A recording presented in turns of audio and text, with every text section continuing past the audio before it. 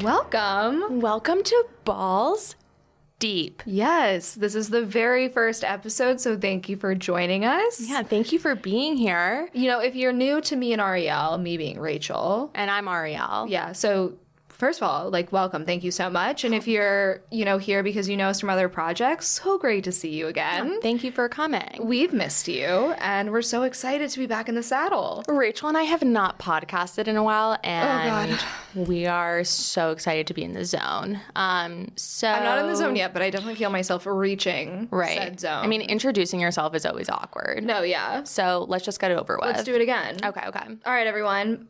My name is Rachel. My name is Arielle. And this is Balls Deep. Oh, we nailed it. That was really good. I actually like keeping that entire thing there. Okay.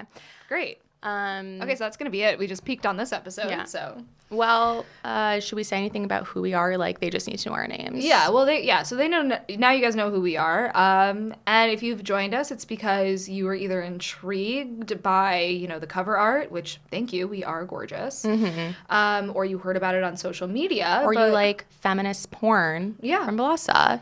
And basically what we're going to do every episode is take you a little bit inside our lives, give you a little bit of inside info on what's happening in the sex world. We're going to schmooze, we're going to news. And then we're going to do some interviews. Today we have a really fun interview for you guys with Remy Kassimir, who is a friend of the pod. A friend of the pod. I'm very excited to say really that. Excited to have her for the first episode. We know you guys are going to love her. Yeah, but first, again, we're going to schmooze, we're going to news, we're not going to booze today. Maybe one day. It just didn't happen. I got a little too drunk last night is what ended up happening. And I purposefully did not get drunk last night at the Hanukkah party. No, and I know. I get it. Fine. You were better than me. I got you Gatorade. I feel fine. I had a hash brown. I had a blue Gatorade. I am revitalized now. But it was one of those nights where you came in at the end of the night, but I specifically, when I bought wine with Adrian, I was like, okay, just the one bottle. And then as I'm checking out, I'm like, okay, so 2 bottles, please. I always automatically buy 2 bottles from there. You can't just buy 1 bottle. I don't think buying one single bottle of wine is just a Especially lie. when it's $10 lie. a pop. Yeah. And he and I just hadn't, because it's COVID, so he and I have not been seeing each other as frequently, and we just ended up chatting and spilling our hearts to each other, and the best way to partner, a little catharsis with wine. Yeah, a little. The wine rad. was the gateway to the catharsis. I think it certainly helped it along, and I feel fine now. I don't regret it. But when I woke up this morning with a headache, I was like, oh man, I'm the weakest link. I'm gonna get voted off the island. I would never vote you up. I just secretly was pleased with myself because I have no self-control. I did it. I have no self-control, and I was like, I'm not gonna drink tonight. And it was the first time I ever really stuck to. I'm so proud of you. Something I set for myself. I'm so proud of you. As I'm hosting a podcast. No, we did it. You should be really proud. Thank you. It's also just hard not to drink when you're with friends. And celebrating and in a Hanukkah. pandemic. And in a pandemic. And depressed. A lot of things. And when you have anxiety. Yeah, it's really tough. For a whole slew of reasons. Speaking of anxiety. Amazing segue. Yeah. We're schmoozing now, just FYI.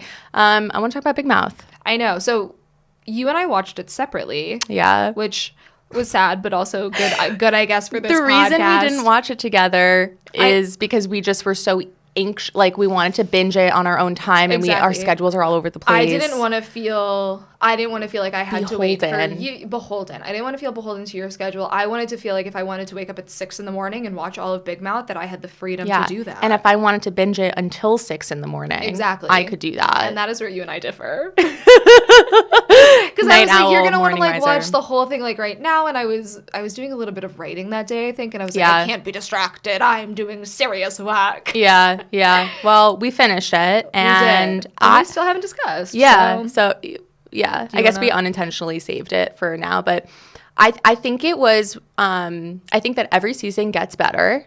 Yeah. I think that... And if not gets better, just doesn't get worse, which I think is like a huge feat for television shows. I remember last year, they kind of fucked up in explaining pansexuality, and I read an interview with Nick Kroll, he's a creator, and he talked about how like they took all that feedback and they really made an effort in this season to not fuck up. Not fuck that up. And not only were like they're also tackling race issues, I thought the way that they handled trans issues and race issues was very well done. That is, of course, coming from two white women. Yeah. So take that with a grain of salt, but like take everything we say with a grain of salt. I mean, I was really pleased. I have in my notes that I wanted to talk about Josie Toda, who voices Natalie, that trans character. Yeah. She also is a trans woman and wrote this really beautiful piece in Time a couple years ago because she grew up as an actress, and when she was younger, before she knew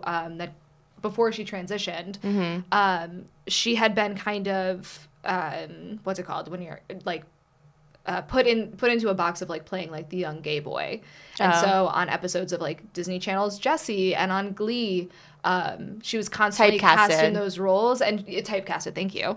And she was saying like in this article that she wrote that she understood that they didn't really know better, and she also appreciated being, you know, sort of this icon that people can look to as a sign of positivity, but at the same time, even as like what was a gay icon at the time, she still wasn't being true to herself. And at the end of this essay, she's basically saying like, oh, I'm so excited to see the new kind of roles that I'll get to play and how I get to tell my story now that I'm fully who I am. And so to see her now voice this trans character on such a big show, I was like, that is such a great cast. And I feel like that is also them taking very serious like feedback from all the feedback on the voice of Missy.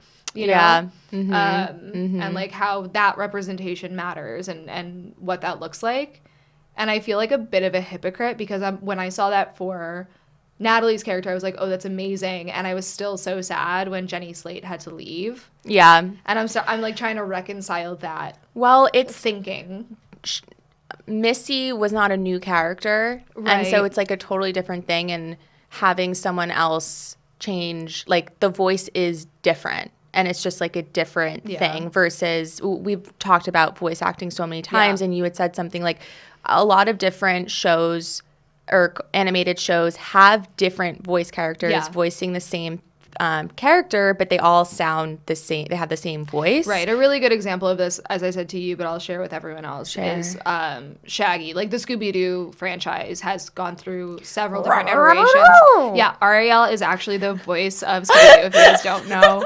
I'm the new voice. You wouldn't be able to tell. You wouldn't be able to tell because that's what good voice acting is. But I forget the name of the original Shaggy, but when he officially passed it down to Matthew Lillard, it was like a huge deal. But like you cannot tell the difference. And I will say one of the weaker points in Big Mouth is that there were moments where I was like, that is clearly not the original Missy sound. Yeah, and I think we both caught it like at the end, and I think maybe we wonder like when they switched it. And I think that I would love to like have this convo with Jenny Slate herself. Jenny and Ayo DeBerry is the new voice actor. Yeah, she actually writes for Big Mouth. Oh, she does. Yeah, that's why it was like an easy transition. Okay. So I think it just like made sense for them. Yeah, I also looked into it. So Jenny Slate is credited on 40 out of 42 episodes, which means they were mostly done so it was just recording. The last two episodes. But Ayo is credited on 4 episodes. So what I think happened is there was some overlap where like some scenes were either redone or reshot. I know that specifically in the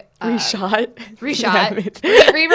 Okay, I'm sure that I know they have in studio footage, so reshot. Okay, I'm doubling down. Yeah, I'm not. No, it's fine. But someone had pointed out in the race episode when Missy's character is like, you know, confronting her own blackness, and she's like, no, I can't say the N-word. And everyone was like, yeah, because you're Jenny Slate. So you like literally are not allowed to. And so I was wondering if that was a choice that they made because Jenny Slate was voicing the character, or because they felt like it was a good choice for Missy's character. I would love to ask Nick Kroll that. Yeah, let me call him. Yeah. Hey, Nick.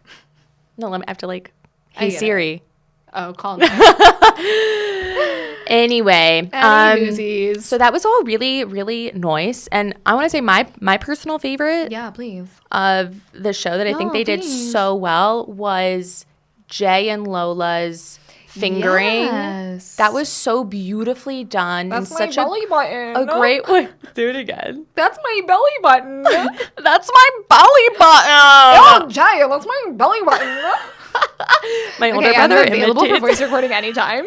My older brother imitates Lola all the time, and I do enjoy it, but like sometimes it gets so annoying because it's such a fucking annoying voice. But anyway, but it's so good. The way that they portrayed like the communication in telling a boy how to not finger blast you, and doing it in a metaphor of a dragon princess going into the gate, like that's shit that I want I want middle schoolers to see. And also just the idea that like Jay was like, well, I asked all of my guy friends how to finger a girl, and she's like, well, did you ask a girl? You didn't ask me. Yeah, like. And he's like, do you hear how ridiculous you sound, Lola? Why would I ask you about your body?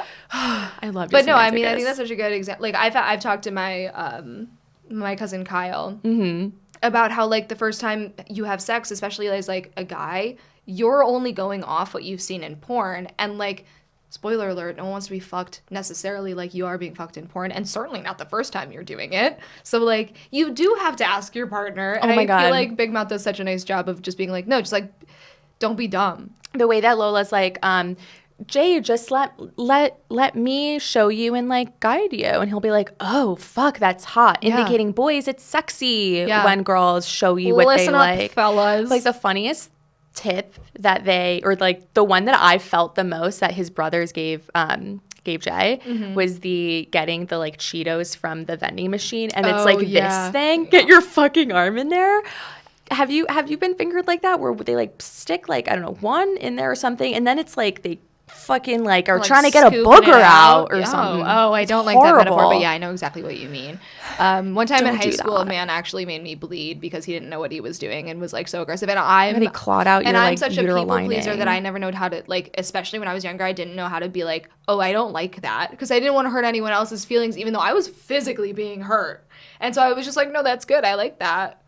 Thank you so much. Or like, did you think like it was supposed to feel that way? Yeah, I don't think I knew how it was supposed to feel at all until like really in college. Yeah. I just thought like men were incapable of bringing pleasure. Yeah. So or I thought I was incapable of it. Or like, I don't know. I think I'm a little different because I actually like being finger blasted really, really hard. Oh, you want to be like jackhammered with a index finger? I know most people don't like that, but I remember I don't want to feel that way. This one time I used to live in New Jersey, and we had this like movie theater, and my parents weren't really around, so it was just kind of like a brothel. And cute. I had Love that for you. One boy in the theater, and like we were drunk, and I was yelling at him like harder, harder, harder, faster, faster. Who else was there? It was just us. Oh, okay. I was envisioning like a slumber party of all your friends. No, I were like harder. The friends were probably outside in like the rest of the basement, and we were inside in the movie theater. And dirty little girl. Afterwards, he was like, "Oh my dude, you were like kind of scary. You were like yelling at me to like go hard." I was like, I just want to feel something. I couldn't go faster. I think that's just what it was. I hadn't been like diagnosed with depression yet, still in high school. Feel something. Okay. And as a quick note, just before we go away, yeah, I also loved seeing anxiety portrayed. Oh yeah. Only because that is, of all of the things that Big Mouth has covered so far, I think anxiety is the one that I probably struggle with the most, and just to like, I liked the personification of it being like a bug that just keeps coming back and like biting at you, and you swat it away, and it's like, no, like I'm gonna stay. Yeah, I'm gonna stay. And it was a scary bug, like when you thought it went away, and then it like comes back bigger. Yeah, like more horrifying. You're like, oh no, can like oh god, what's his name? What's Nick character's name? Nick. Yeah. Nicky. No, Nick Kroll's. His character's name is Nick. Is it? Yeah. What's the other ones? Andrew. They're named after him and his friend. I think I'm getting confused because Seth Rogen is in it, but they did a funny thing where they made him Andrew Goldberg, who's Seth's best friend, who they actually like they went to camp. Anyway. Yeah, I felt so bad for him, and it was also an interesting peek into like Nick Kroll as like himself. What did he view himself as? And now he's married, and I think expecting a child. Oh my god! Yeah. Congratulations, Nick. So he got rid of Tito. Yeah, I mean, I assume he got rid of Tito a long time ago. Dude's been very successful. I mean, you can be successful and ridden with anxiety. Exhibit A and Exhibit B. No, that's so totally fair. That's totally fair. Just calling ourselves out all podcast long. Okay, I think that's enough of Big Mouth. No, Just kidding. Never I mean, enough. basically, the bottom line, the TLDR, is if you haven't watched it yet, you should. Yeah, fucking watch it. It's really good, and I also recommend watching it with your kids. Do you have kids? I don't know. I have kids. Yeah. Okay. Cool. Tell me about them. I've never met them, and we live together. Okay, don't watch 13 Reasons Why with your kids. Ew. And watch Big Mouth with your kids. Why Like is 13 Reasons Why the thing? they won't let their kids watch it unless they're watching it with their parents so they can debrief. 13 Reasons Why is just a bad show, though. But it's also like bad mental health. Like, yeah, I guess so. whatever. Yeah, definitely just watch Big Mouth instead, or watch like Bob's Burgers. That's a family-friendly show. I love that show. I know. Yeah, so good. Cool. So I actually, I was on Netflix the other day by myself, as I rarely do anymore, and I came across this movie that I don't know if you would like, but I want to pitch it to you anyway. Okay. As something to watch. And it originally caught my eye because... Yeah, I'm going to give you a little quick pitch. It originally caught my eye because I saw our secret love, not secret, but Vanessa Hudgens. Mm-hmm. And it's 2013. The movie is called Frozen Ground. Mm-hmm. And she has this like super short like pixie haircut with like bangs, and she's like... In the cover, she's like all covered up and just looks like so disheveled. And I'm like, what is Vanessa Hudgens doing? Mm-hmm. Like, what is this movie for her? And I feel like it came out right around that same time Spring Breakers came out, and she was trying to be like, I'm not a Disney bitch. Oh. I'm actually like a cool other, like, I'm a real woman outside of the Disney world. Mm-hmm. And so she and Nick Cage, of all people, star in this film, and she plays a prostitute who is like sexually assaulted and... I'm sold. Oh, great. Okay, done. Just getting it. But she ends up pairing up with Nicolas Cage to catch the killer. Okay. And I finished it up this morning. And it was actually really well done. Like, I was very impressed with her acting all around. And it just, like, she's in dumb stuff now, like The Princess Switch, and the second one Switched Again, where she plays 3 characters, and I still haven't seen it. I need to. Okay. But I love seeing her do a serious role. Yeah. I would like to see that. More serious roles for Vanessa. I don't love Nicolas Cage, but I'll watch it for Vanessa. So here's the thing. I don't love Nicolas Cage, but the men in my life love Nicolas Cage. Like, my dad and Hunter are obsessed with him. Men love Nicolas Cage. What is it about men? I thought he, like, just left Nicolas Cage. Nick Cage does a bunch of really small art house films. That's why you don't see him anymore. He was like, I have National Treasure money, and I'm now going to make, like, the art that I want to make. So he does, like, Coen Brothers stuff, and he does, like, a bunch of small Okay, yeah. films. I don't really want to see him that much anyway, so, like, that works for me. You're like, that's fine. I don't miss you, Nick. I don't. And I'm not, like, a National Treasure hoe either. I am. Okay. Yeah. I want him to steal my Declaration of Independence. You know what I mean? I know what you mean. Thank you. Well, Rachel, I feel like we're going too long. I feel like we should just go to news. Okay. Did you want to talk about One Taste really quickly, and then we can go in? I can. What's our time at? We're at 4:20. Okay. All right. And I want to share a little not cute thing with you too. Okay. I didn't actually listen to this podcast. Oh, okay. However, I thought it was it's noteworthy. Just the idea of a podcast. I also we love cults. We love sex cults. Yeah. This is a sex cult. I like all cults. So the BBC, came out with a new podcast called The Orgasm Cult. And it is the tale of One Taste, which I think was based in California. And this was basically an orgasm cult that was selling like workshops and classes and like retreats and stuff to help victims of sexual assault heal and to also just help you like come. So they did this thing called like oming. But it wasn't like prune, that. But different. Yeah.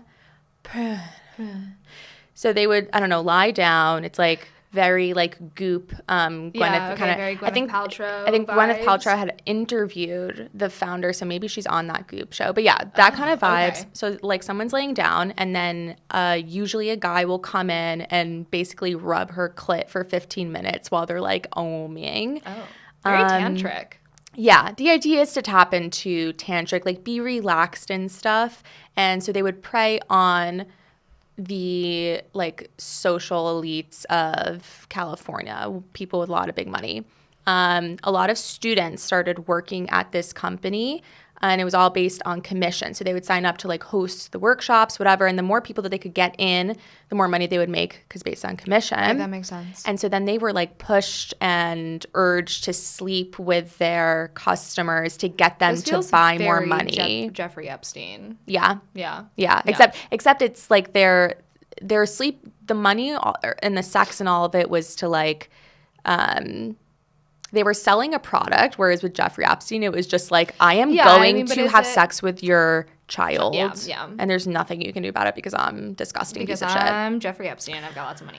Yeah. But anyway, the FBI like opened a probe in 2018 and now they're like shutting it down. It is not active right now, but they haven't actually shut it down. So like I think the podcast is boosting the investigations because there's like a lot. Well, let us boost as well. Yeah. Shut it down. Shut it down. Shut it down. Come on, FBI. All right. Like the website's up and stuff, but I think things aren't connected and like people should be arrested. I'll just take the website down. How about I'll just hack right onto it, take it down. But who doesn't love an orgasm cult podcast series? I love learning about cults. I want to know about all of them. I think they're fascinating, but it is sad also at the same time. So I'll listen to the podcast and maybe you guys will too. We can talk about it later. Yeah. So how do we want to do like a little transition to our news? Because there's a lot going on in the sex world. And now, news. Very nice. Did that sound like a real news intro? Yeah, it did. Amazing. Mm-hmm. Okay, great. Breaking news. This actually is a couple days old, Arielle.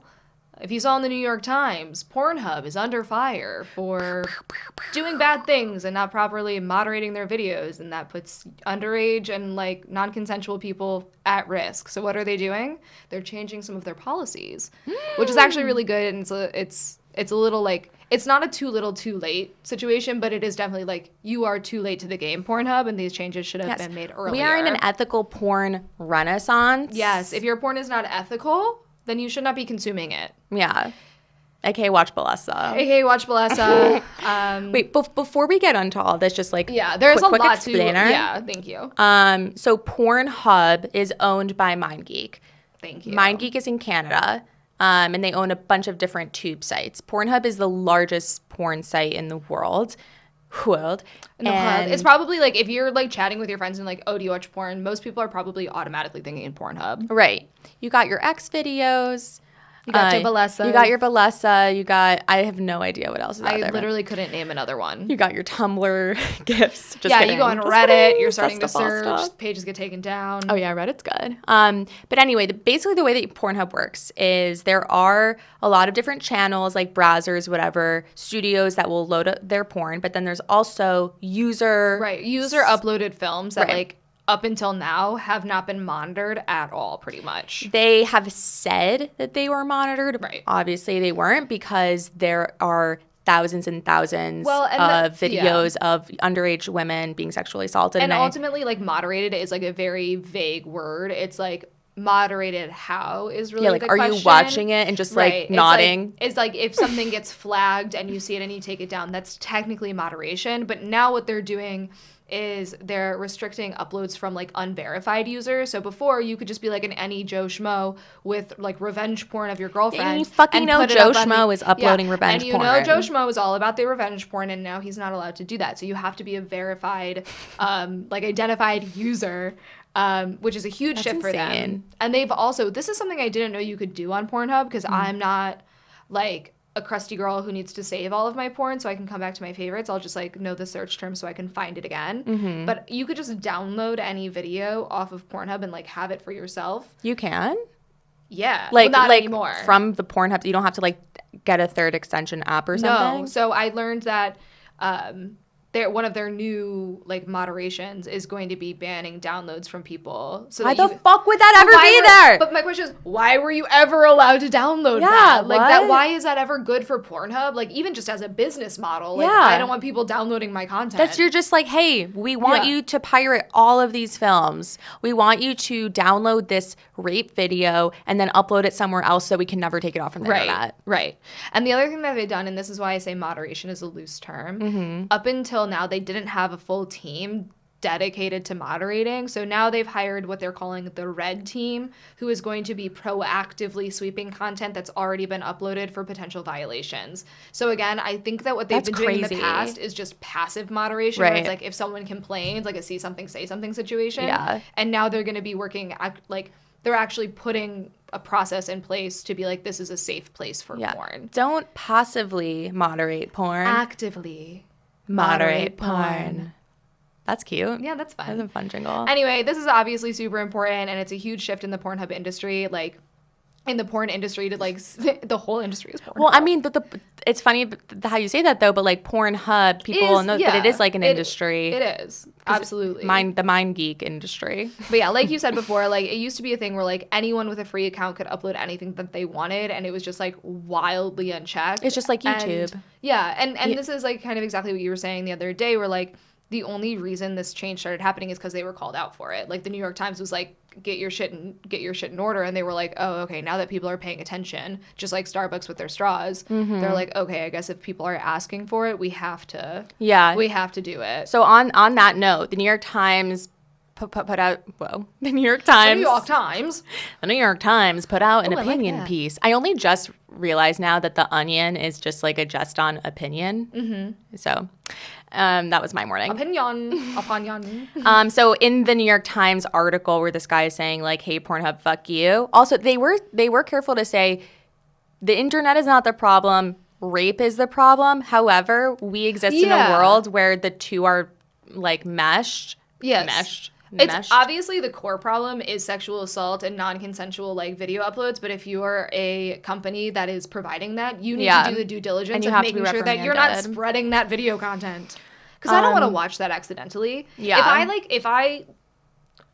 I would like, I'm sure that I have consumed like content that was not consensual, and that makes my skin feel gross. So from now on, I will only be watching Bellesa. Well, you don't know. I mean, okay. The other thing with Pornhub, I posted about Pornhub recently. Actually, I did like a joke about everyone's waiting for Spotify Unwrapped. What about my Pornhub Unwrapped? I made this joke last year, and so did everyone else. But anyway, I posted it. Make the same joke every year if it's seasonal. Just churn it out like butter. Yeah. Like, why would I make new content? But anyway, people were upset about it. Because, again, we're in this, like, ethical porn renaissance. And I deleted it, and I didn't feel like coming out with, like, a whole explanation, like, sob story, whatever. I'm just like, you know what? I'm just going to not address that because I'm about to come out with this podcast on an ethical porn site that I will be promoting to everyone. But the thing with Pornhub is Pornhub should not be banned. It just has to be better. And I do not agree with all these people who are like, do not promote Pornhub. Pornhub is bad, because there are a lot of porn stars are on it who are making money from that. A lot of places, like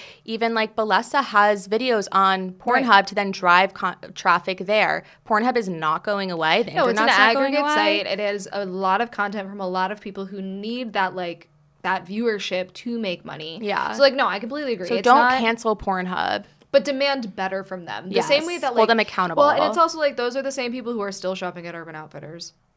It's like, what are you saying about me? I'm saying that the people who are like, you just cancel it. Just cancel it. It's like, I need you to look deeper inside of yourself and admit that you're just really quick to cancel something because it is like a sex industry. Yeah. And like there's a whole conversation. I think I'm getting a little off topic, but I'm just gonna say it. And then we can move on to the MasterCard thing. But like I think there's this whole conversation of people picking and choosing where they want to hold people accountable based on like, you know, their own moral compass. And so it's super easy to be like porn, dirty, bad, you know, ban it, get rid of it. But then it's like, oh, but we know that Urban Outfitters actively steals from like Black creators and like underpays workers and like has racist policies. And I'm still buying blankets from them. And like, yeah, that's bad and not good. But like I think it's a little like showboaty to be like cancel Pornhub, especially when it's something that you can go home and watch in a private browser and no one would ever know about it. Yeah. Yeah. Well, I'm here to say that's my tea. I publicly watch Pornhub. I do have a Pornhub Premium membership. I'm paying for the porn. You're the only person I know who pays for porn. I love it. Thank you. And I specifically search porn stars, so I know that I'm not watching something bad. That makes sense. Yeah.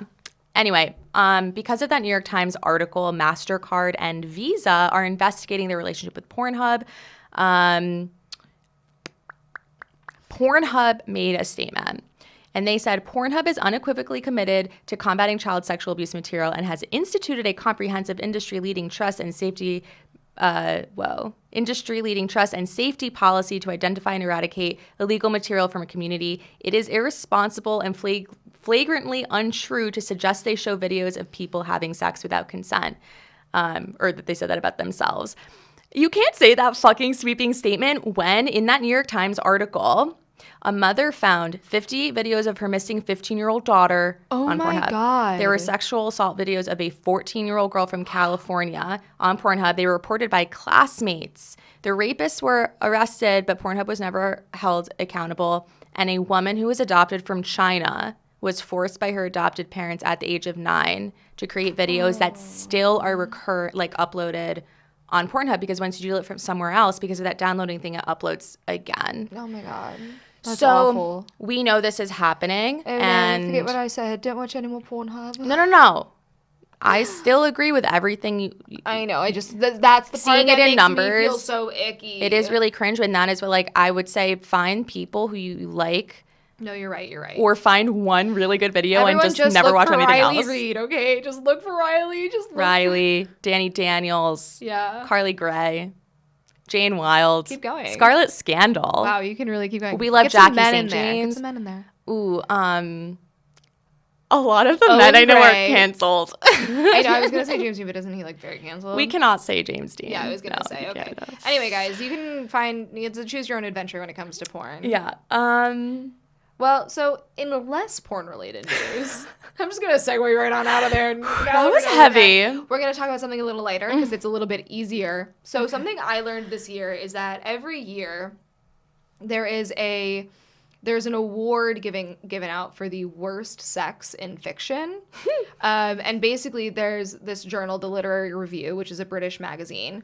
Okay. And for the last 30 years, they've given out an award for the worst depictions of sex in a book. And so I tried to find a couple good examples of this. So it was established in 93 by this woman named Rhonda Koenig. And so the first award went to a man who described or compared an orgasm to a demon eel. So there's really unfortunate comparison. What the fuck does that mean? I don't even know. If you're orgasming and it's a demon eel, it seems electric and squiggly and wet. Not enjoyable. Is that for a boy or a penis or a vagina? I think both. Okay. Who knows? Another one compared a character's fingers to a moth caught inside of a lampshade and said that his tongue was like a cat lapping up a dish of cream. I like that one. The winner in 2013 compared sex to an exploding supernova, having characters streak like superheroes past solar systems and dive through the shoals of quarks and atomic nuclei. I can't say anything. Bro, it's a science gag. Chill. But you get the point. So it basically finds just the most ridiculous depiction of sex and it gives it an award. And sadly, this year it has been canceled. The editors decided that we have been subject to too many bad things this year, and they didn't want to expose us to bad sex as well. They said we just didn't deserve it. I think that's a shame. They were probably just lazy. I feel like I would like to know the funny bad sex description. I think everyone deserves really good sex this year. This is comedy. I mean, it is comedy, but the sentiment I agree with. Sure. Everyone deserves a nice good sex, a nice good romp. But I really send me the chapters of all. That's the yeah. We'll do a separate recording and we'll just read you a couple chapters. Okay. And now for more heavy news. Yeah, I'm sorry about this, but I do think it is important to share. Which one is this? Military? Yeah. So the NDAA envisions new military policies on sexual assaults. There's good news and bad news here. I will explain everything. Okay, tell me more. So the National Defense Authorization Act is the NDAA, and that is the budget for the U.S. Department of Defense. And the 2021 bill has new protections for victims of sexual assault in the military, and that makes it harder to overturn convictions in military courts, and that as of now, you can't actually take those convictions outside of the military, and this is kind of fighting for that. So in 2018, there was a survey of military personnel conducted, and 20,500 sexual assaults were reported. Oh my God. And that's only that's a lot. 3/4 of the amount of assaults that they think that right, 3/4 were not reported. So that's right. like only a little bit. That's just a quarter. Right, because the military is so strict and there's probably so much fear, and that's like just as like a woman being afraid to report, imagine all of the like assault on men that happens. Yeah. That, like you would unfortunately Absolutely. people do not feel safe coming forward. And so out of those like 20,000, right, only 138 were convicted in 2019. What? So on December 8th. I don't know math, but that's a very small percentage. Very tiny. Very small. Just on December 8th, NBC reported that 14 military leaders at Fort Hood, which is a base in Texas, were fired or suspended for allegations of sexual assault. 14? Like, what do you mean you're just going to suspend one of them? Like, what? I mean, this is what they do with cops, too. They're just like, just take a day off. Like, so gross. No, there's a huge issue, I think, in just systems that have such intense power dynamics. I think it breeds, like, bad juju. Yeah, I mean, then the military is such a man's, like, battlefield. Yeah. So here's the good stuff that's going to happen out of this bill. Okay, yeah, give me a silver lining. And I will say the House passed the bill with a veto-proof majority. Trump has been threatening to veto it, even though it's veto-proof, so I don't understand. And what that means, and we don't have an update yet, so this is all just still, like, it seems like this is going to pass. So the good. There's going to be a safe to report regulation in place. Good. Which basically, if I was caught drinking as a minor and now I'm scared, like, if I say that I was sexually assaulted, they will, like, hold that against me or something. It makes it so that I can report and, like, I don't have to be afraid of that. The Pentagon will have to report info on sexual assault awareness training. And also have background checks on personnel. So they just weren't doing any of this stuff before. And they also have to take steps to keep the perpetrator away from the victim, as though they were just, like, fucking putting them in group classes. Like a group. What? I don't know. So the bad stuff, though, is that it still doesn't allow moving a sexual assault crime outside of the military to other courts. Oh, okay. So it has to be settled within a military court. Yeah, and which feels like it shouldn't be allowed almost. Yeah. Like, it feels like a conflict of interest, no? Yeah, it does. So that's bad. Things are getting better, hopefully, if this isn't vetoed. And if it is, I bet Biden would unveto. Right. Biden's just going to come back and say, like, just kidding. Yeah. Well, we're actually going to move forward. That's the heavy stuff. No, it's okay. Take a moment. Take a beat. I'm going to take it back. I'm going to hand it back to you. Hand it back to me. And I've got celebrity news. Woo! So I'm just going to come and brighten up your day. Thank you. No, I saw an interview, or not an interview. I saw an article in Vogue, Vogue UK. So the British Vogue. Sorry, all my news is British. Yeah, it really is. Sorry. But it was basically exploring the way that through quarantine, obviously, I think we've seen a surge in sex toy sales. We've seen people's sex habits sort of change, but we've also seen, like, a huge acceptance, I think, in, like, body positivity, sex positivity, not just in COVID, but in the last, like, several years. That movement is growing, and they basically were exploring how celebrities, the same way that celebrities become the faces of, like, a skincare or a fragrance line, are now also becoming the faces of, like, endorsing them. Well, the same way, like, you remember when in, like, the 2010s, it was like Jennifer Aniston's face was everywhere on commercials, and she was just with like, Olay. She was like, I'm so beautiful. How am I so beautiful? It's from Olay.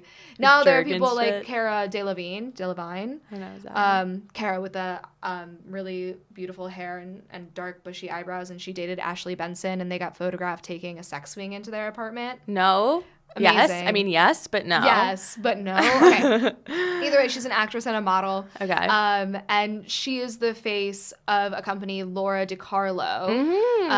It's sexual very wellness, innovative. And yeah. Exactly. And so she's doing that. Dakota Johnson is also now that's cool. An investor in the brand Maud, and then Lily Allen is debuting her own vibrator, Liberty, with Womanizer. Yeah.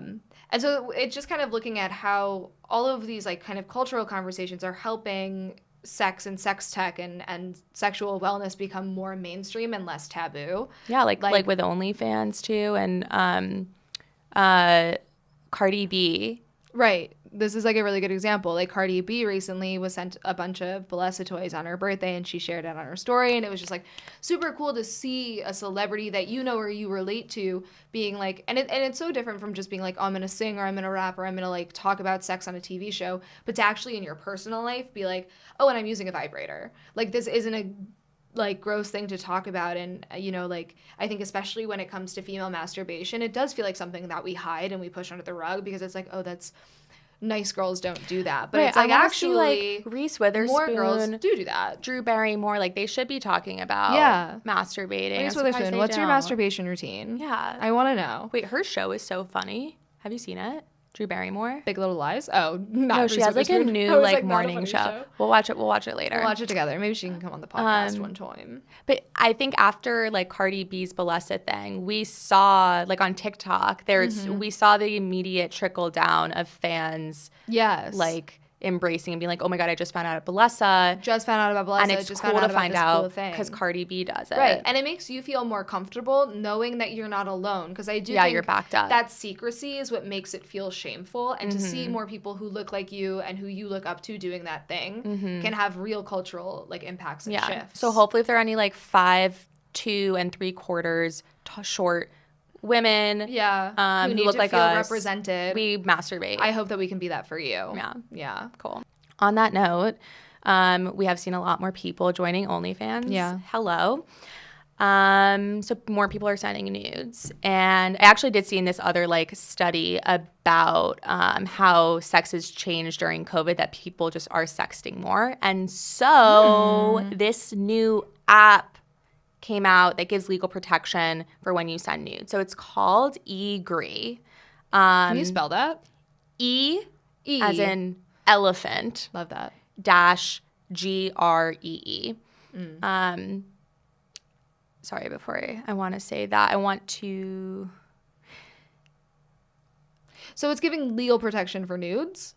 Yeah. So the Kinsey Institute found in 2019 that when someone gets a nude, they show it or send it to, on average, 3 people. What? So, yeah, not only are people can't trust texting anyone, more, but people are also showing, like, we have this data, so it is really important to, like, if you are That's scared really about upsetting. your shit getting out there. That's incredibly upsetting news. It should be 0. Yeah, but I mean, like, look, I've gotten a dick pic before, and I've asked friends if they're like, hey, like, was this counting both unsolicited and solicited? This was a solicited one. So that's not the same thing. I solicited it, and I showed it to someone else. I'm saying the data. Was it about solicited or unsolicited sexual it doesn't. Images? It didn't actually say, and that is a big difference. Like, if I'm sending like someone I trust a solicited photo, and the average amount of times that's being seen is 3, that's so different than like if I get a DM and it's a dick, and I'm like, look what I got. I'm gonna assume it was consensual. That's so upsetting. Then. It is upsetting. I'm hurt. But yeah, you really can't trust anyone, and you should not send a picture out there if you only want that one person to see it. Assume that everyone else is going to see it, and then don't send it. But anyway, this app lets you create contracts up to 17 types, and it's like sexting, keeping your relationship just like online, or how to proceed if you guys break up, like literally for everything. And if somebody breaks it, you have legal protection because real lawyers are writing these up. I love that. Yeah, which is pretty cool. Okay, guys, get this app and protect yourself. Yeah, and the co-founder, Keith Frazier, he says the app... Keith Frazier. I feel so lame, but I like can't say this word. Democratizes. Okay. He says that the app democratizes access to basic legal services for anyone with a smartphone, and you do have to pay for it. It's not so expensive, but that's like a cool way to see it. Okay, but I would also rather pay for a service that protects me and my like body legally. Yeah, than not have protection at all, especially if you're not into like, if you're just like sending a couple one-offs. This might honestly be a way better investment than like, say, a Pornhub premium subscription. Yeah. You know this way I'd rather put my money toward this. Yeah. Although with an OnlyFans, Skip like a coffee, you can copyright your nudes actually on your phone. There's ways to do that. So this is just gives you like it just feels safer. And also if you don't want to go through all the effort. I will not be downloading it, however.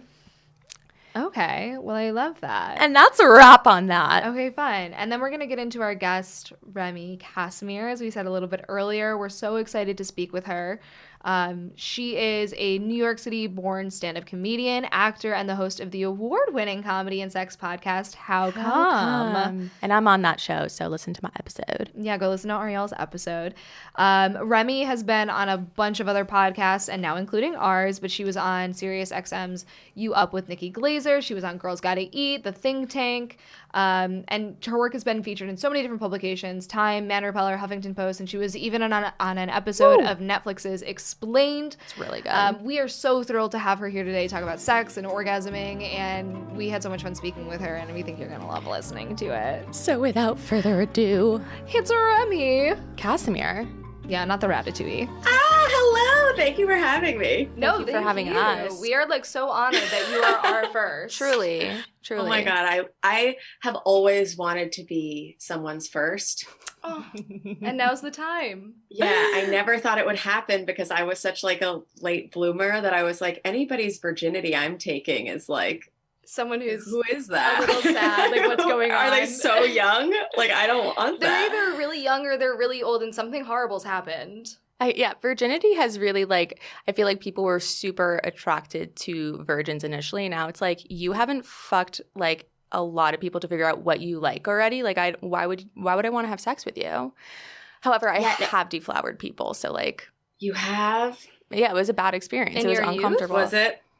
When I was abroad in Spain, I had sex with a guy. It was my first uncircumcised penis. And Amazing. It was his first time, so it was literally a one-pump chump. And then it was awkward and I ghosted him.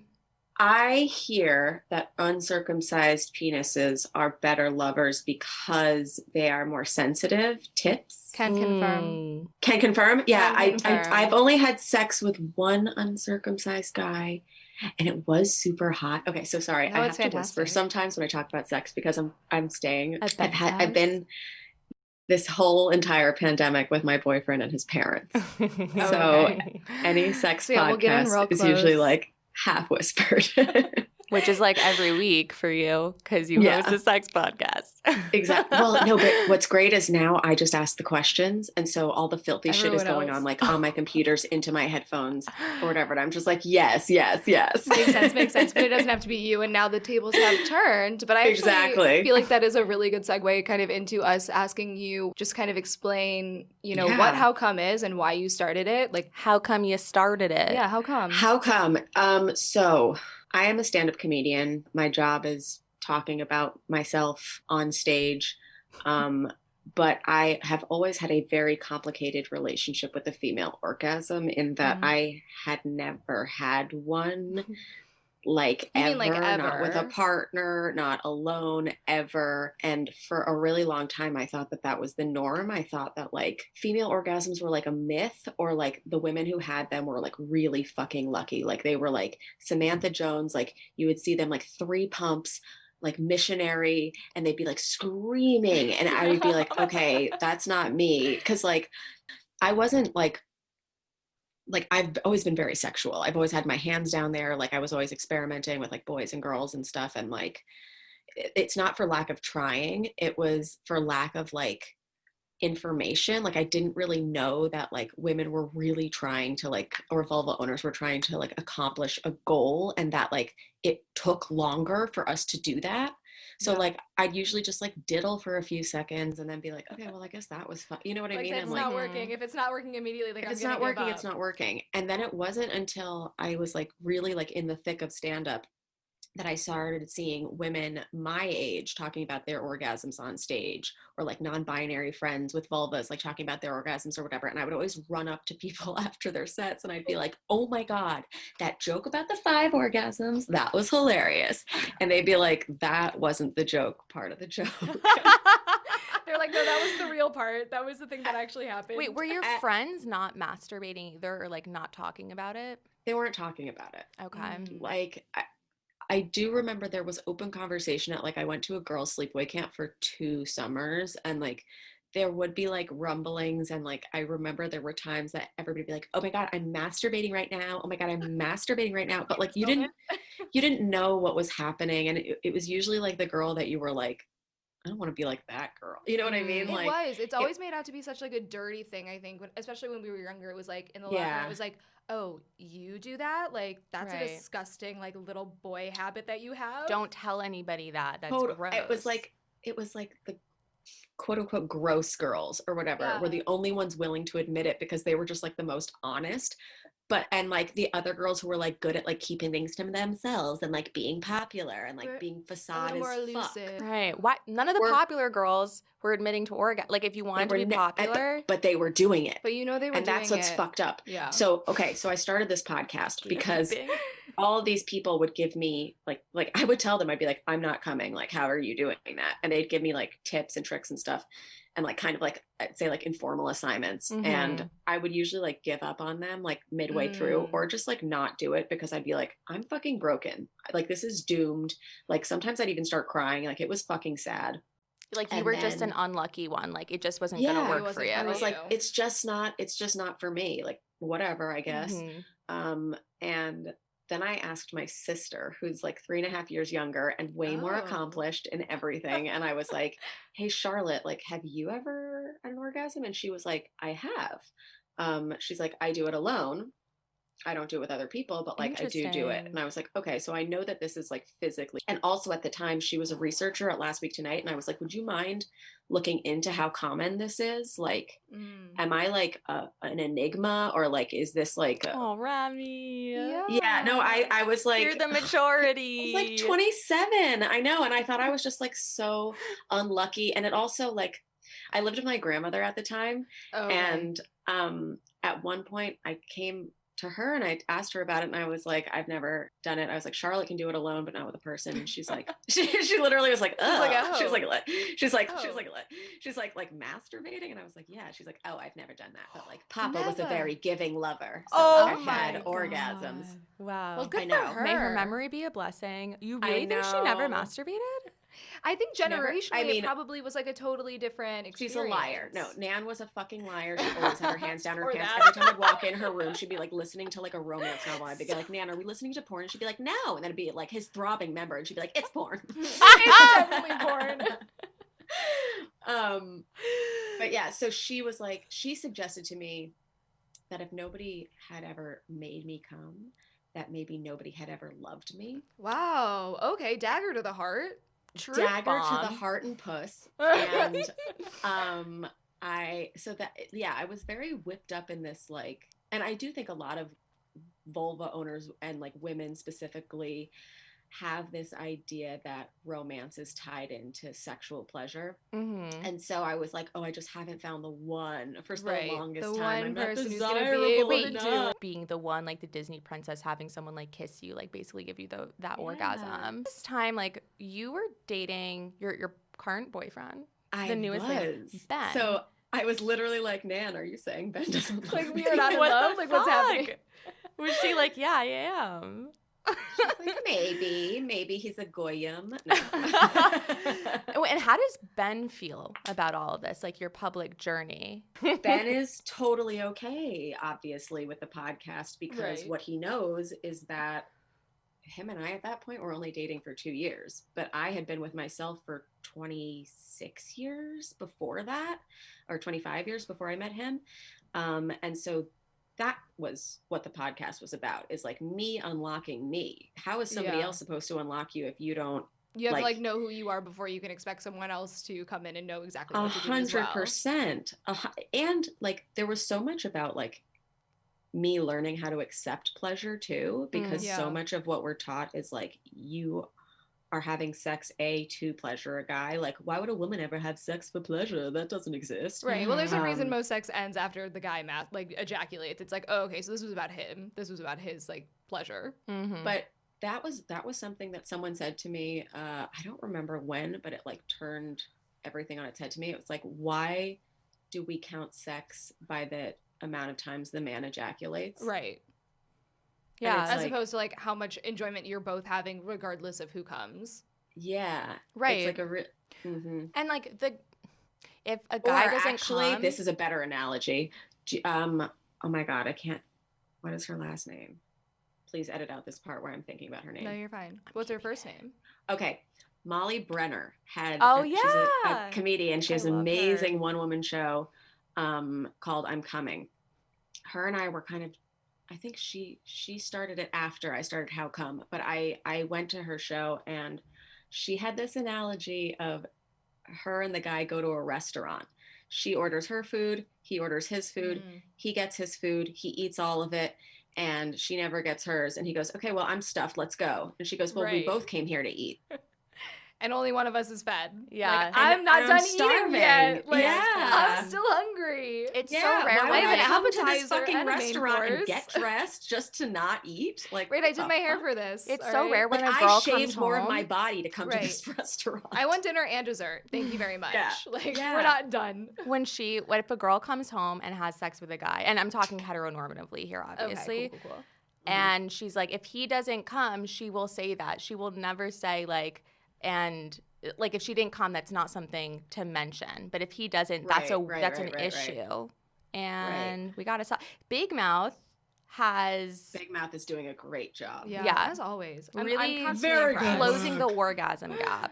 Very happy about that. Yeah, they'll be pleased to know that we approve of what they're doing. Ali Wong, and when she's a lesbian student with her girlfriend, and she's trying to tell one of the characters like, wait, isn't Ali Wong's character Pan? Oh, pansexual, but she's dating a girl, and they're like, we're just trying to say that like getting finger blasted is awesome, and like, why does it matter if he comes? Like, what about your pleasure? Oh, well, this is something I also wanted to ask you, where it's like, if you hadn't been coming, you had been having sex, right? So had you ever faked it with men? Good question. No. Oh. No. Good for you. I'm not a liar. I am. So painfully honest to a fault. How was that? I have as many friends, if they know the shit I talk behind their back, because I do it to their face. You know what I mean? Yes. Like everybody knows exactly where they stand with me. And I also never felt the need to do that for a guy. Like I would make noises, like if I was like feeling good. I would always do it out of guilt. I would be like, he's trying so hard. It just feels rude to not let him think he did a good job. I wouldn't like. I guess I know it's not helping they were anyone trying now. so hard. I might be like, oh, I had like a little tiny baby one. And I think that's because I wanted to convince myself that I had one. 'Cause I also struggle with coming with other people. COVID has actually helped me a lot. And like, thank you, COVID. Not having for me, it's COVID's been like kind of a blessing. Not having like a sex break for me was just kind of helping me focus on myself. And then when I did finally have sex with my ex, hi, shout out, it was just so much easier. That. And it was good. Yeah, went on your phone right after. Yeah, so fun. Double tipping.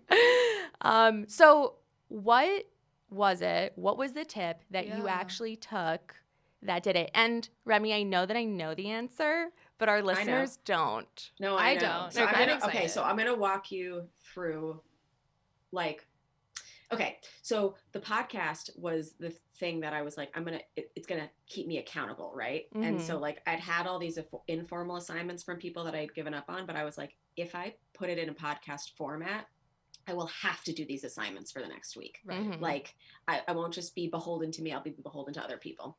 So the way that it's structured is everybody comes on, they tell me about their first time coming, when it was, how it happened, la, la, la, la, la. And then they had to give me an assignment that I'd have to do for the next week. And the assignments went from like as basic as like, just like look at your vagina, like mirror, like just get to know her, like say hello, have a little convo. To have a tantric massage, like as like, you know, like go to a female masturbation class.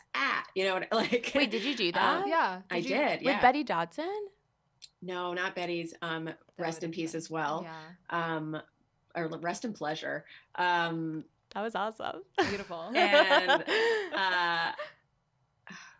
no, it was Lola Jean's class. Goddess Lola Jean. You guys can look her up. She's actually amazing podcast. Should we do that? Yeah, we could go to a class. Put on TikTok. Okay, great. I think she does them on Zoom now. Oh. Yeah, Jinx. everything is virtual. Yeah. Everything is virtual. But that class, you got like, you can obviously like listen to the episode about it, but it was really like I learned so many tips that like I didn't even know this sounds so stupid. I didn't even know you could touch your own butt for like pleasure, like your own boobs. Like, and I don't mean like finger your ass. Like, Yeah, I know but people like, finger, but Right, like just like a sensual, like cover like a your little, butt like, and yeah. like make love to yourself and like kiss your own shoulders. Like, they didn't teach us that in the class. Like that was like something a little you Remy learned on move. your own. That was a little Remy Wow, move. A+ extra credit. And I'll be like, you dumb bitch. You know, like sometimes I'll like talk to myself. It's great. But the thing that did it wasn't even a fucking assignment. It was a referral from a man's podcast. Oh. Which is one? I sounded so disappointed. I'm sorry. I take it back. No, they're great men. So they're my friends, Casey, Will, and Patrick, and they're all comedians, and they have this podcast called The Good, the Dad, and the Ugly, where they only interview female comics. Oh, or like very women cool. in general. Interesting. Yeah. Just the women. And when I like came out as anorgasmic, like all of my comic friends were like, "Oh, Remy needs to do the podcast. Like she's such a fucking weirdo." But they had me on and they like asked me all about my whatever. And then they were like, "Have you ever used the And I was like, "What?" And it's a sex toy.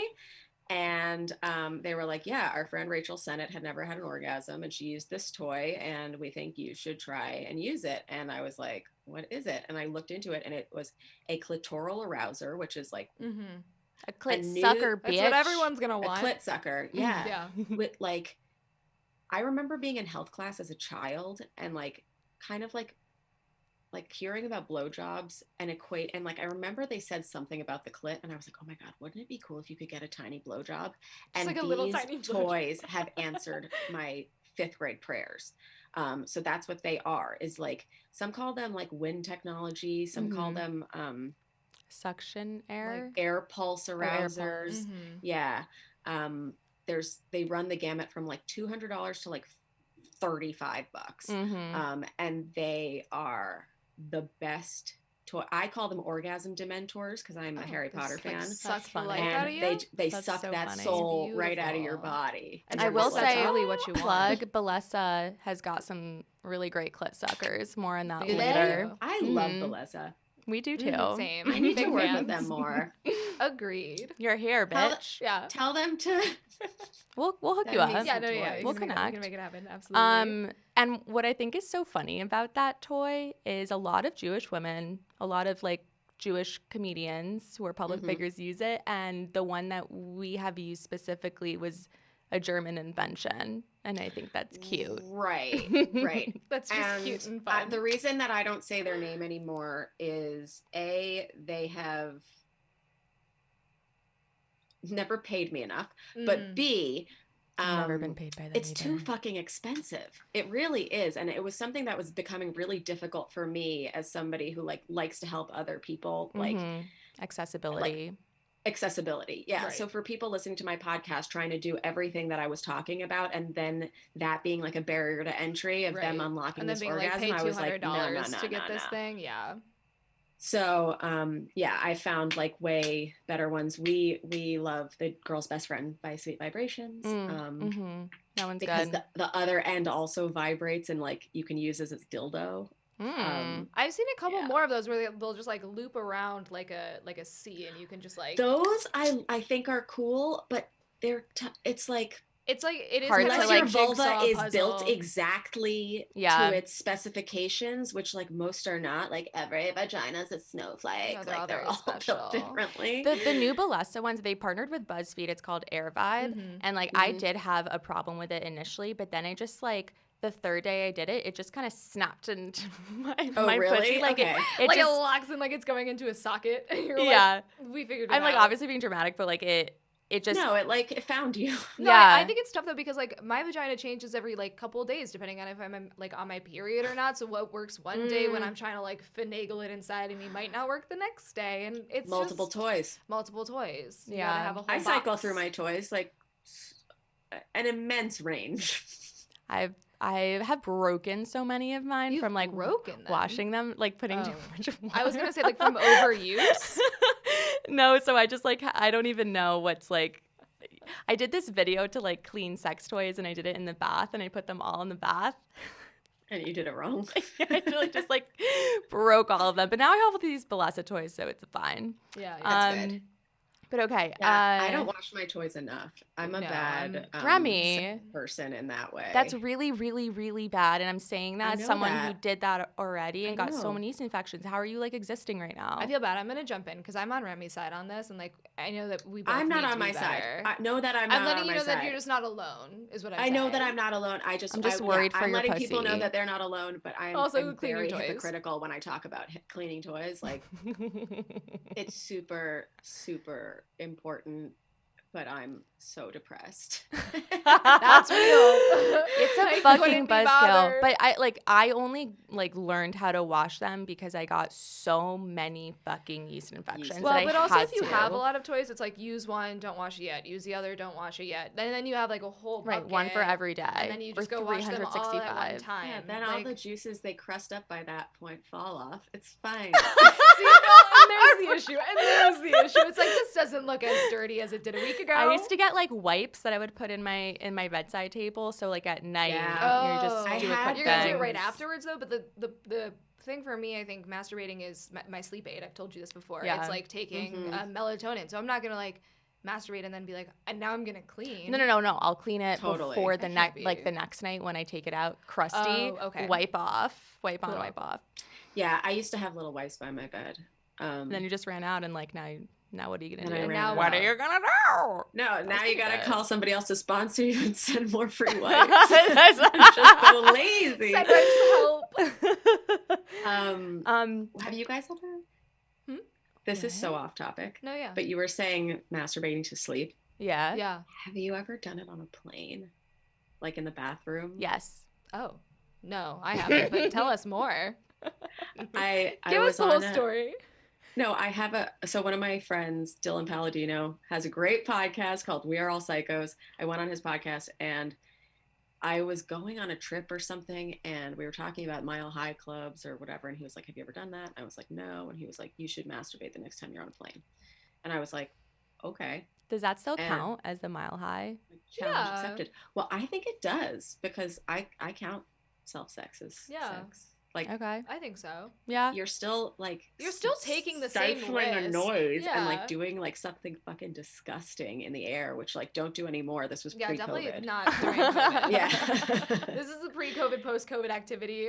You're still being like a nasty pervert. Like it counts. Okay, so like, where were you? Where were you flying? Were you going? Yeah. Were you traveling? I was flying to California, and I couldn't sleep. And I had the thing in my carry-on. The thing. I'm so weird. I had my toy in my carry-on. And I was like, oh, like I should do that Dylan dare. And then like we could talk about it on a podcast because that's all I think about. And then I did it. I like went to the bathroom and I like had several comes and then I went back to my sleep and I passed out. That's wonderful. Nice. It was awesome. I have such trouble sleeping on Honestly, planes. I love a good like public excursion. So I feel like I should, and maybe in a post-COVID world I will. Let's just fly somewhere to masturbate. Okay, great. We can like go to go DC. like on a nice hike. That too, yeah. I guess we don't need to be on a plane. It could be. You guys go to Bear Mountain. It's open this time of year. I do want to get away at some point, but. Just to come. Not yet. Just for the orgasm, not for any other reason. Well, go to come. Remy, I wanted to ask you.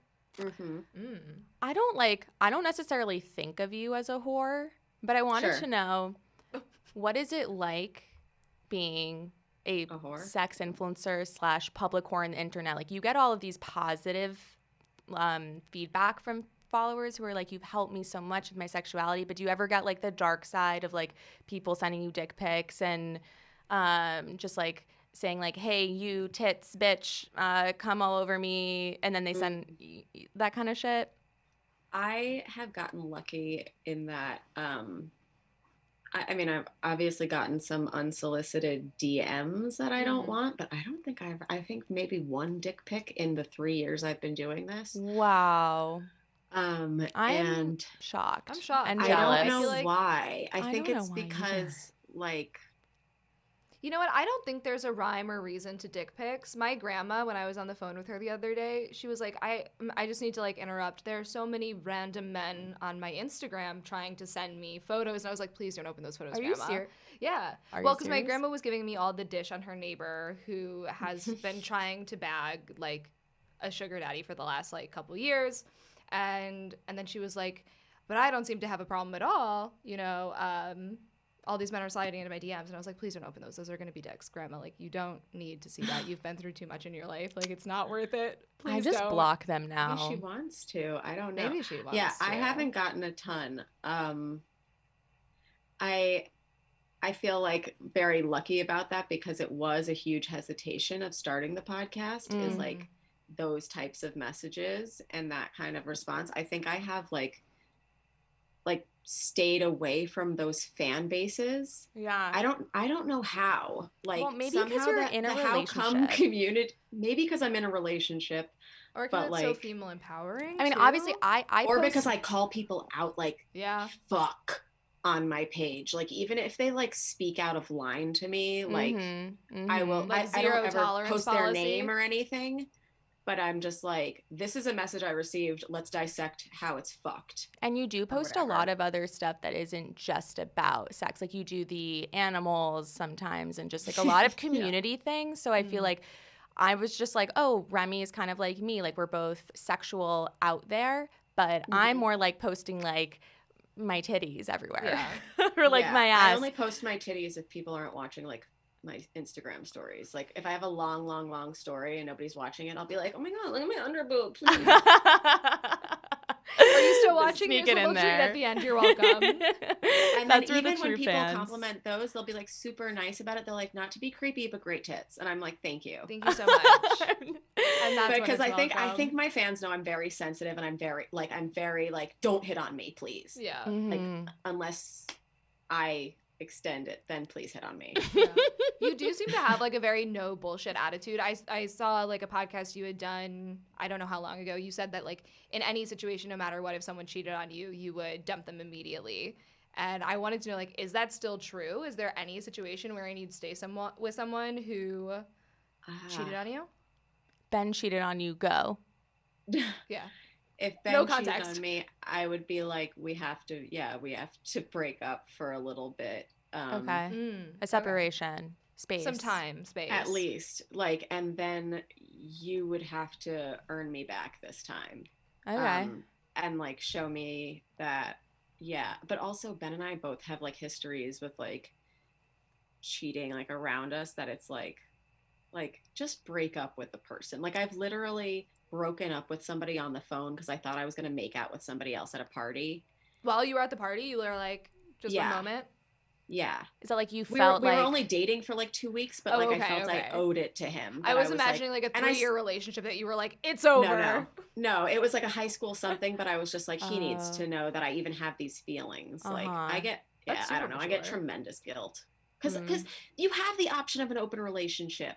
Yeah. If you want to fuck other people, like just tell your person. Just be like, that's what I want. That's what I can offer right now. Right. Yeah. But cheating is literally being like, I want a thing and I don't want you to have that thing and I don't want you to know about it. Like, it's just like, you liar. I hate liars. She really hates liars if you guys can't tell. Okay, guys, do not lie to Remy. How are we on time? It is 3:41, so 10 minutes. Yeah. Should we do like the last questions? The recurring.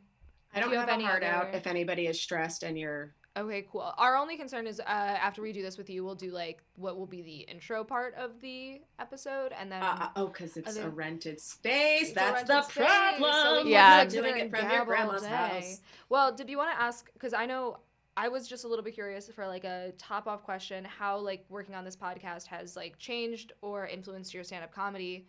And in general, like how it's developed because of maybe your own self-discovery sexually. Well, if at all, obviously really helped my own sexual self-discovery. The story is like it. Like I call it a self-love story. It really like helped me unlock sexually and also how to like I'm still on the journey to like loving me as like a human. Aren't It's a lifelong journey. Yeah. It's a lifelong I'm journey. pretty sure. But I acknowledge the importance of that journey now. Before, I was really wrapped up in finding another person and really like becoming a person that somebody else could love. And now like I'm totally focused on becoming the person that I love, and then letting the other person who loves me just like come naturally because Yeah, we because like they're the same drawn thing. to you and you're like into it. Yeah. And as far as my comedy, like I do feel the pressure sometimes to talk more about cum on stage. Yeah, I was gonna Like, say, like, do you feel like you're a sex comedian now? Like all of my jokes have always been like a little perverted in nature to begin with. Yeah. One of my oldest jokes is about Moaning Myrtle in Harry Potter being like a masturbating pervert or whatever. And so those things play in. But yeah, sometimes I definitely feel that people want me to talk about sex more, or some people want me to do it less. And like, I'm just trying to figure out like what I actually like doing, which is also difficult in this pandemic because stand-up really doesn't exist anymore, except online. Yeah. Well, Remy, you and I had a really, I love the interview when I talked to you about how stand-up has changed during the pandemic, and you talked so passionately. I mean, actually, you might have been texting me, but you text the way that you texted speak so passionately. Yeah, you did. It was like, it was a fucking novel, but it was so beautiful about like, I mean, sad too about missing that like dopamine rush that you were getting from performing live and how you were figuring out how to navigate that community. And I feel like you did that really well, but checking in now like months later, how is all that going? So I stopped doing like my weekly web show when the protests for George Floyd started, because I just thought that was like way more important. I was like, I don't need my programming to be conflicting with that stuff. Right. And then people started like forgetting about COVID and taking it less seriously. And so they weren't inside for that either. But now I think that we're in like this second wave or third wave, whatever we are, and people are going back inside. Like, I'm definitely going to bring the club back. I'm going to start like new web shows. I'm so stoked on this new one I'm starting. I know what you're about to say because I'm so obsessed already with the idea of it. Okay, it's called TikTok, and it's TALK, and it's just me and my friends showing each other TikToks that we like from the week, discussing them, looking through the comment section, and like basically doing all the scrolling that you do alone, but like doing it with your friends. With a friend. That's pretty genius. Thank you. I'm so excited to like listen in and watch. Because send me your email so you can come to the first one. It's free. Yes. Okay, I will. Yeah. Okay. TikTok's so funny not too. You guys. I love you too, but like we can't have too many free people. Just these gals. No, I'm so excited because I think it'll be really interesting to see what like your For You page looks like, because there are so many things that go viral on my side. And then, like, every now and again, I'll get, like, a snippet of something else. Like, this morning, I was like, is anyone else aware of the side of, like, TikTok that really believes that Taylor Swift and Harry Styles committed manslaughter, like, vehicular manslaughter? What? And there's, like, a whole theory. And, like, I was really early to, like, the Ratatouille TikTok side. But then, like, some of my other friends, like, didn't know about that kind of stuff. And it's, like, there are probably so many little sections of TikTok that I don't even know about and I'll never know about. Yeah, we were talking to one of the people who's hosting the the platform event about it, and she was like, I'm so excited about this idea. And I was like, what side of TikTok are you on? And she goes, cartel TikTok. Cartel? Like the And I was like, what the fuck is cartel TikTok? And it's like drug trafficking. Oh, and like, drug cartel, not the band. I was like, that's like. Oh no, yeah, no, I was totally on drugs. Yeah, so okay. the mafia, or are there literally like, drugs in it? Ships like crashing into each other so that like they can get away with like trafficking drugs. Oh my god! Like a diversion. Shit. Like, yeah, no, that's she was explaining it to me, a and now I'm side of explaining it to you TikTok. like I've known about it my entire life. No, I'm on like Draco Talk. Like, yes, I was on a very would significant be. amount of Draco Talk as well. Yeah, I'm not on TikTok. I am so. very obviously like LGBTQ community TikTok. Like, yeah, oh, it's so good. Arielle, you really need to get on TikTok. I can't believe you're not. I know. I'm just overwhelmed with like a lot of things. Here, let me take this off your plate. You don't have to create a single thing. Well, I don't want to make stuff. I would want to create stuff. The only reason for me to be on care. TikTok is to create. No. It's to absorb. No, it is to absorb. It is to feel happy. Yeah. I literally, so much other social media makes you feel sad. It is the only one. Every day I get on Instagram for enough time until my brain says, maybe you should kill yourself. Yeah. And then I switch to TikTok and I feel better. And you're like, oh, people are creative. They're enjoying their lives. I They're don't funny. even They're look smart. at other people's shit on Instagram. I'm only looking through my own stuff and scrolling and looking at my like 30 unread messages and not opening them. Totally. Yeah. So I can I tell you another show I'm about to do about unread messages? How are you going to do all these shows? Yeah, what? Like, and have time to scroll through TikTok. Because what are we doing otherwise? Literally, I'm just in my like we have parents' nothing house. but time currently. Like, might as well. No, this is because I need company all the time. Mhm. Like when I do stuff, like I need, like I used to hire. I used to call my friends and I'd be like, "Can you come over and watch me clean my room?" And they'd be like, "Okay." Like I need company. So for unread messages, I'm just gonna go live on TikTok and then go through my unread messages on Instagram and answer them. Can you post that on the live, or like you're just gonna say like it out what loud? It looks like? No, I'm just gonna say it out loud. I've been thinking about doing that, but then like, what if they ask you something so intimate? Whatever. I'll see how You don't your have to do it. It's your my drop show. goes. I mean, you yeah. literally put your ass on your Instagram this morning. Like, how much more intimate can it get? No. I mean, it's not intimate. It's like a personal question, or like I have to send them a link or something, or they're like, "Oh, like where'd you get the?" I don't know. It just is. For me, what my main thing of my thing is like, yes, I'm going to be answering them, but I'm also going to be responding to like maybe why I haven't answered it yet. Like being like, this is a really tough question, and I've been looking for a guest to answer this question. Right. I don't know the answer, and I don't have the heart to say it to this person. Or just like, next. I've been really depressed. That's funny. And I haven't been able to like emotionally look at these. So that's fun. And then it's this on them this person to said watch. something really nice to me, and I just couldn't. need to come back to it all the time. So I leave it there as a notification. That's a fun To show. remind me. These are great. Wow. Thank you. I'm glad we fully support it. we have you on here before you become like an A-list celeb from these shows. So thank you. I'm also just like saying them so that I have to do them, because I've been saying I'm going to do them for like a month now. But well, you heard it here first, folks, or maybe second. Mm-hmm. I don't know. Okay, fun. Should we ask our final questions? Yeah. So we're gonna play a game now. Mm-hmm. Okay. Okay. So we ask all of our guests these questions. Every single one of them. So, the first three. Okay. These are just going to be kind of quick ones, so don't think too much about it, okay? Okay. Is this the this or that? No, the first ones. I just don't want. Did we want to just pick one of those to ask, Oh. or do we want to do all three? Sorry, this is a little tech. Try. Okay, let's just do all three and just go. Okay, cool. Okay. All right. First time you saw porn, go. In a group of people. Oh. It was at this guy's house who's dead, and I never liked him, and fuck him. There was a lot of information to take in that sentence. Don't unpack it. Don't unpack it. But keep talking. Not going to. He was like a cool kid. We all went to his house to like hang, and some guys put it on, and I just remember being like, "Oh, do you remember what kind this of is porn what guys like?" Yeah. Was it like an orgy, bukkake? Like what's It going was on? an orgy. It was 2 girls, many guys, and the girls were just like, like it was like so like they were Isn't just that always the case? 2 blonde holes. Okay, worst sex ever. Oh my god. Okay, so when I broke up with my first real boyfriend, I tried to have sex with like a bunch of other people to like cleanse the palate. One of those people was very serious about me, and I didn't realize how serious he was about me.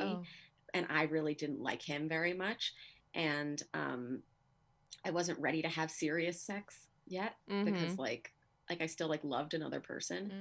And he like had like slow like intimate sex with me, and and you're like I really was hoping for like a hit me, bitch. He kept being like, baby, you feel so good, and I was like, you can't call me baby. I've literally just been with somebody else for 3.5 years. Like, oh yeah, like or no, 2.5, but still like so like too romantic when you just wanted to get dick down. Yeah. And gross. Yeah, and it's not his fault. Yeah. It was whatever. It's just bad. I hated it. I cried, and then he had to like console me. No. Yeah.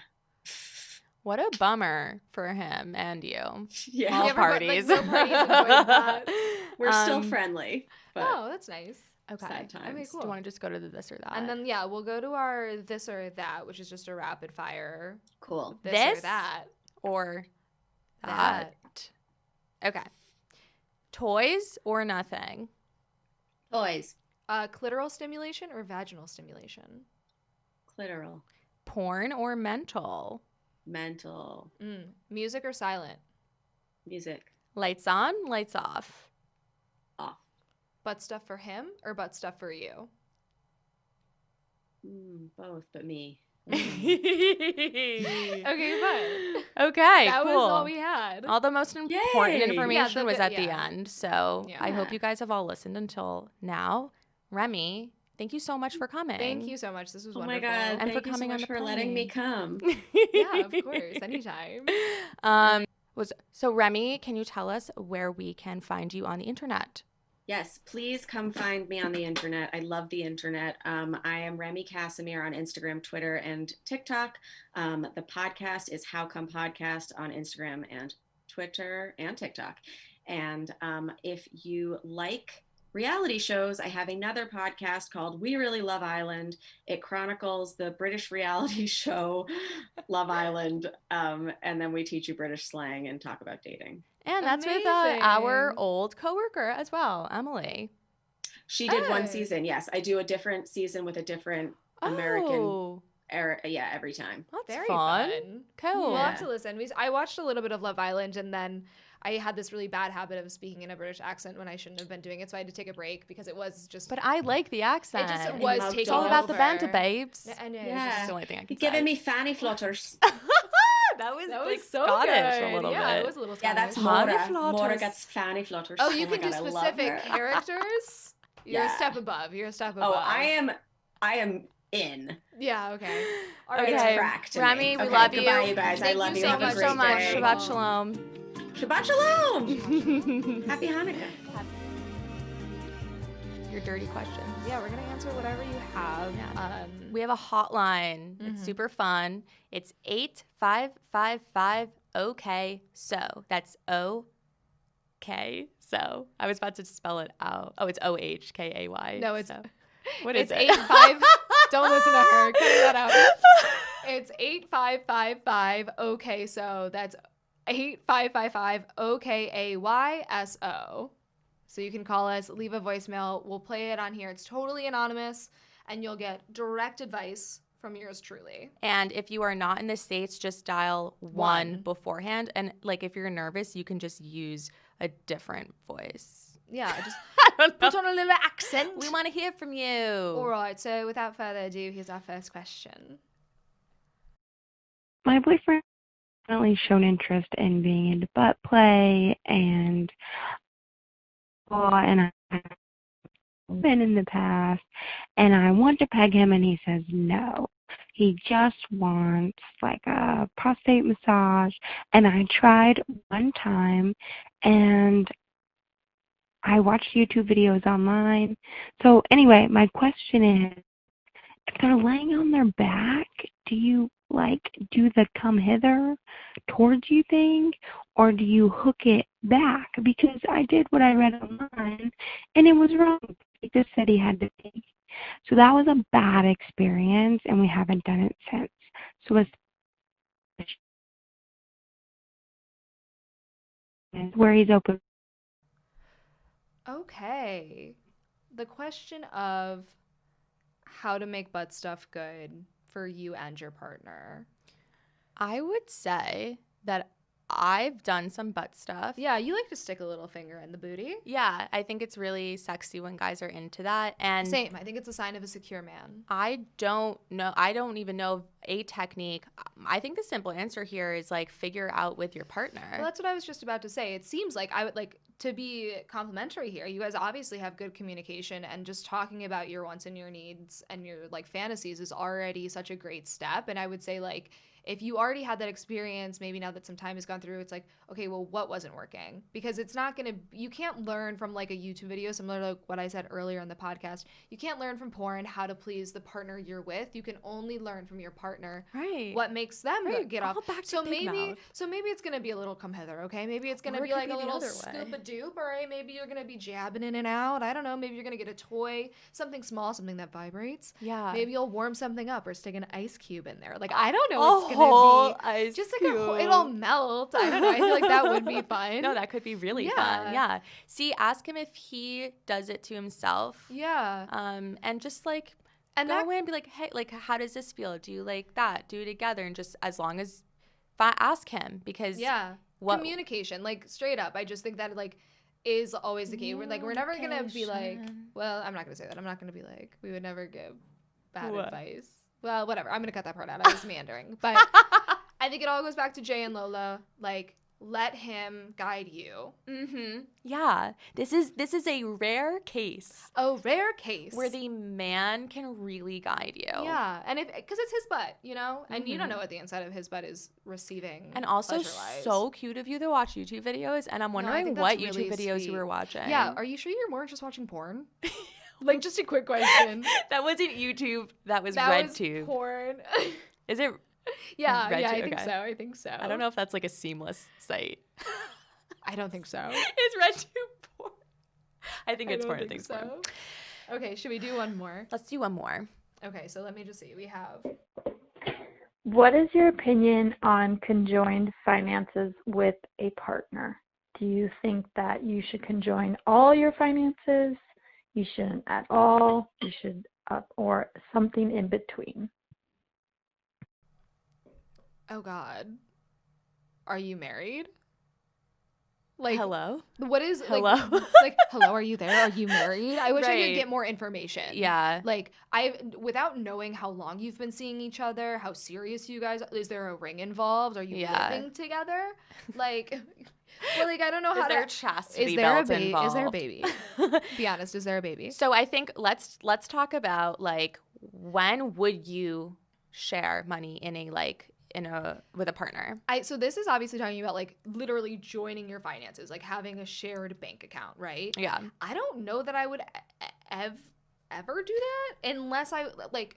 So I think, you know, my boyfriend and I are thinking about potentially moving in together in the next year. Mm-hmm. And at that point, it's like living together in a way is sharing finances. We're sharing a financial responsibility together, but that's not like joining finances. Yeah, you can have one shared bank account and then have your own personal bank accounts if you want to like have some, like if you're building a home together. Right, where like 30% of your income goes to your joint bank account and 70% goes to you, or like whatever that split is. Yeah, but have your own money. You always want your own money. Is it? Especially being a woman. Actually, I don't know if you're a woman, I'm sorry, but I'm just going to say in general in general, everyone should have access to their own money that nobody has access to. And maybe that's the cynical like side of us coming out, but like I think for your own protection, not that you don't love or trust the person that you're with, but you should always love and protect you more.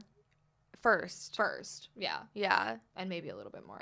But your partner should also be doing the same thing. Yeah. So it's just like and a it's life not a bad thing. Yeah. And I don't think it's a bad thing to not want to join your finances. Right, maybe is that what she's wondering? Yeah. Like, and again, without more information, it's kind of hard to give a better answer here, but I think if you're comfortable joining finances, like absolutely start a bank account that you guys share together and decide mutually on how much you want to put into that account.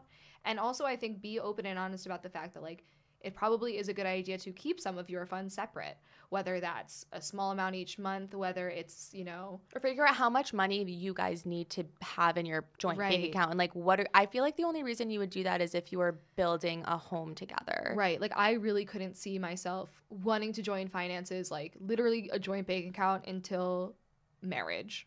Yeah. And maybe even a little bit after that. I mean, we'll see how it takes. We'll see what happens. You know, I'll give it like a good like 2-year warranty. Or you know, if you're really scared, what you can do is just like put a mattress in your basement and put money under that. Yeah. Because I hear that's what people do. No, yeah. Put it in a pillowcase. It's like not the one wrap that you it sleep in plastic. Yeah. Open up the walls of your house.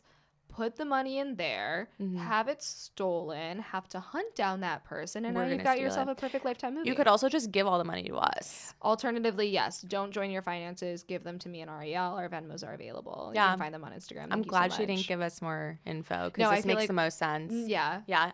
But I will note, I think we both want to note next time, everyone, give us a little more info. Demographic, maybe, age. Relationship status. What will help us like give you the best answer? We want to give you the best answer, and we need to be able to do help that us help you. Yeah, we won't yuck your yums. We'll just help you figure them out. Yeah, or at least we won't do it on the pod. All right. Well, thank you guys so much for joining us for the first episode of Balls Deep. You touch me. Oh, yeah. Thank you. We're holding hands. Sorry. If you're not watching the YouTube video, which is something you can do, thank you so much for listening on whatever platform you're listening on.